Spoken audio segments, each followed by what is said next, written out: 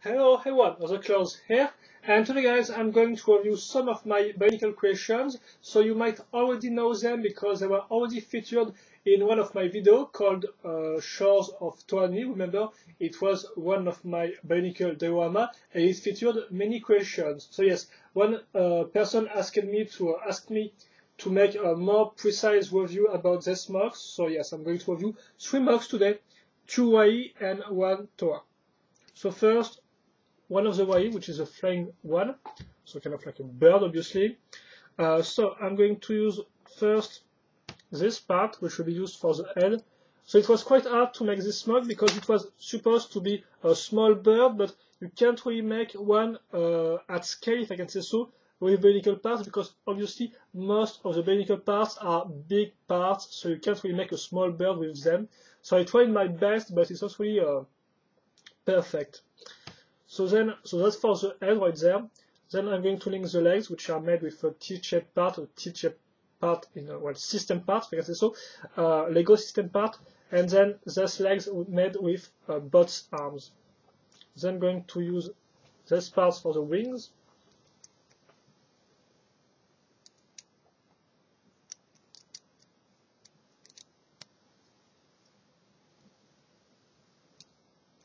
Like that, and the bird is finished. So you can open or close the wings a little, but not that much. If you really want to open them, you have to modify the mock so you can keep them open like that, for example. So, that said, let's move on to the next creation, which is another small YE. So first we're going to, excuse me, there is some big wine right there. Maybe to close my window. It will be a little more silent. So, well, it will be quieter, excuse me. So first we're going to use this part, which is the part with the number 2 written on it. Then we're going to put 2 claws on the side with 2 pins in the pinholes. And then on the back we're going to use 2 parts. So this little part with 2 axle holes and a baroque eye. Then I'm going to use this part with some claws. They will be linked here, like that. So with this. And finally the head with a T-shaped part, 2 parts with 2 axle holes, baroque eyes, and finally what I call a baroque windscreen, if I can say so, or baroque head part. And then you just have to put this part in this hole and all the way to the end, and then it will be linked and sewn. Put this part like that, and you're done with this little YE. So obviously it is not articulated at all, well, except if you move the little claw right there, but I think it looks pretty nice. It looks alright. And finally the Toa. So you have to know that this Toa was not made by me at first. I just made a statue version of it. So this mock was created first by Shaddow, who used a Xion frame. So the Xion body frame was created, I guess, by some guy on Brickshelf way back in, well, I don't really know the year, but I'm going to say 2006, 2007, I might be wrong. And it's quite a useful body frame for Toa or for other characters. And so the Xion frame consists of using this part, which I call the upside down A-shaped part right there. Well, yeah, it's upside down, but it just looks A, in my opinion, the letter A, obviously. So then we're going to use 2 axles with this Metron arm, which will be useful to link the wheel arm later on. So this budget will be used as shoulders. And this one will be used to add some connectors to the body frame. As you can see, we have already put, well, I have already put a Technic beam in there, which is linked like that. Notice also the connector for the head is linked thanks to these 2 parts, so the head will not move. The connector, as you can see, will not move because obviously it's an axle in a pinhole, and without any other attach, it will keep on moving. So then I'm going to link this Metro pelvis part with some other silver part on the back, like that. going to put another H-shaped part. Finally, some armors, like that. And then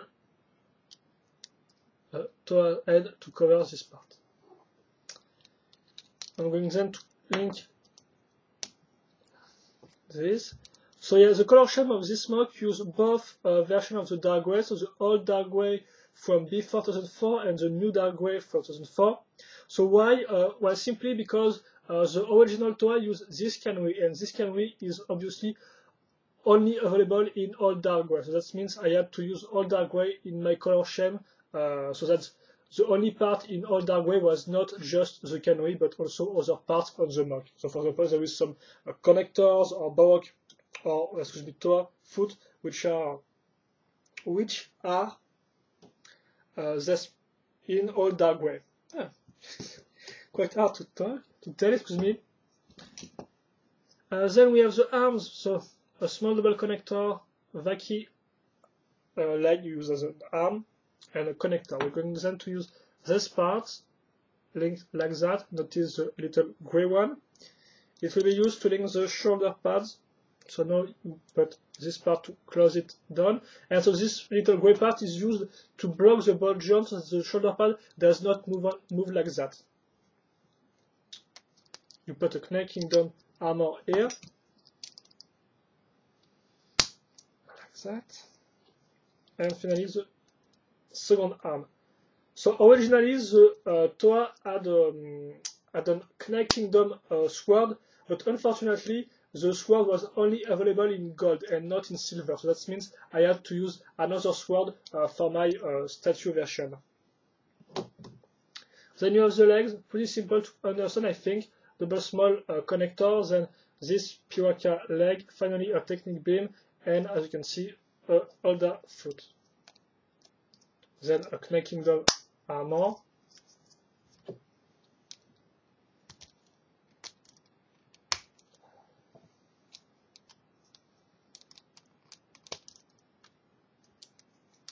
Linked like that. Here we go.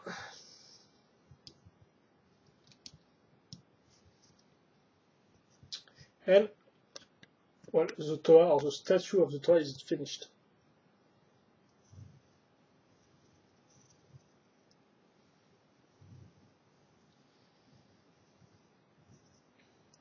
Like that. In terms of articulation, well, it's free right there. For the arm, you can move this thing a little higher than 90 degrees. Also, the hands are free. The legs can be moved without any problems. This part can move all the way up, but be warned that if you put this like that, the technique beam will block the connector right there. So you should just, I think, yes, move it like that. A little more than 90 degrees. And unfortunately, but because of the shape of the armor, the feet cannot really move higher than that.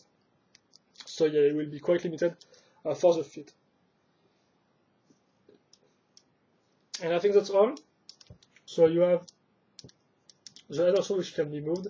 And yeah, so it's time to make a little pause with all the three mocks, which are not really related, if I can say so, but well, they're all from the same diorama, so I guess it counts for something.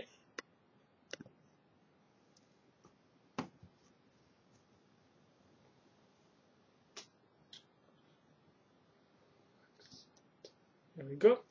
And finally, I'm going to take this system part.